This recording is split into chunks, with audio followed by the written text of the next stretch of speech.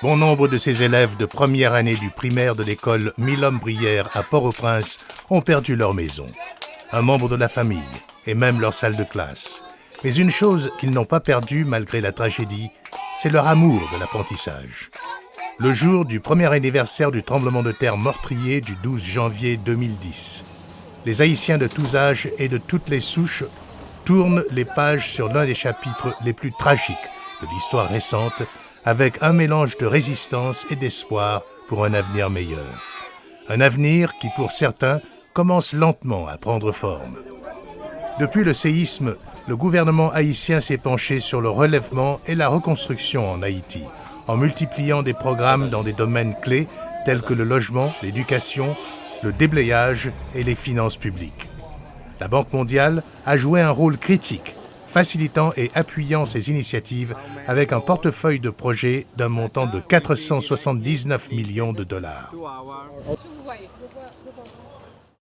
À côté du ministère, compte tenu du fait que le financement nous a permis de payer les prestations fournies par les entreprises locales.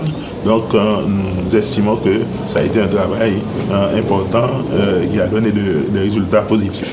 L'intervention de la Banque mondiale sur le terrain a été rapide et concentrée d'une part sur l'apport d'une aide aux victimes du tremblement de terre et d'autre part pour assurer à Haïti un relèvement de long terme. Une équipe d'ingénieurs formée à la Banque mondiale a évalué la condition architecturale de près de 400 000 demeures dans les zones les plus touchées de Port-au-Prince, estimant près de la moitié des logements habitables. En addition, des millions de propriétaires ont commencé à bénéficier d'une subvention pour les aider à payer les frais encourus pour réparation et reconstruction. Eh bien, moi, c'est une très bonne pensée, très bon travail qu'a fait, parce que si quelqu'un m'a gagné un dommage, je ne connais pas, et puis on a découvert ça pour moi.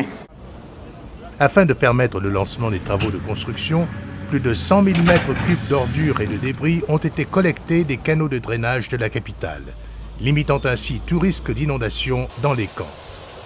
Dans le cadre des programmes Travail pour espèces, le déblayage des décombres dans les rues et sur les routes a été confié aux Haïtiens qui ont perdu leur emploi dans le tremblement de terre.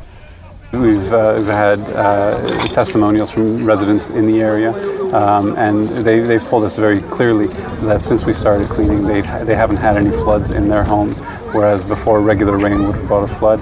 Alors que les victimes du séisme les plus visibles s'avèrent être les personnes et les bâtiments, la capacité de l'État de fonctionner s'est aggravée après la destruction de certaines installations clés du gouvernement et la mort d'un tiers des hauts fonctionnaires. Les installations temporaires pour le ministère des Finances et le bureau fiscal ont été mises en place dans un temps record, permettant de payer des salaires et percevoir des recettes. En outre, une subvention de 30 millions de dollars a pu procurer un appui crucial au gouvernement vis-à-vis son budget. On a premièrement beaucoup plus d'espace pour reloger les cadres, reloger nos employés et également aussi travailler avec beaucoup plus de quiétude. Parce que là, c'est un bâtiment pratiquement qui est parasismique. Donc, même si les répliques surviennent, on ne va pas courir. Bon, c'est sûr. Le train de vie est également devenu bien plus facile pour cette enseignante de l'école primaire Milhomme-Brière grâce à l'intervention de la Banque mondiale en fonds et élan envers le programme de l'éducation pour tous, juste après le tremblement de terre qui a détruit les écoles dans toute la ville de Port-au-Prince. Bon, c'est très bien parce que, vous savez, il y en a des enfants, les parents n'ont pas de moyens, maintenant ces enfants-là viennent à l'école, c'est bien.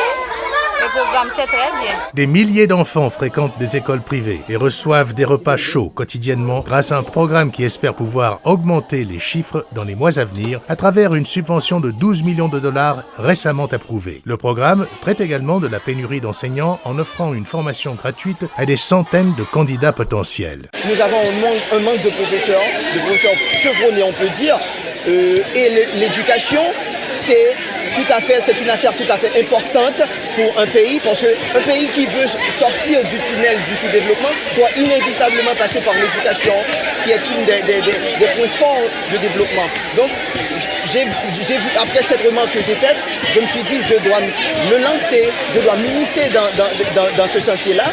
pour devenir un professeur. Comme Watson, un grand nombre d'Haïtiens a appris que la résilience et l'enthousiasme sont une base solide pour la reconstruction de leur pays, un an après la tragédie qui a anéanti tout progrès, mais qui également offre un nouveau départ pour construire un avenir nouveau et meilleur.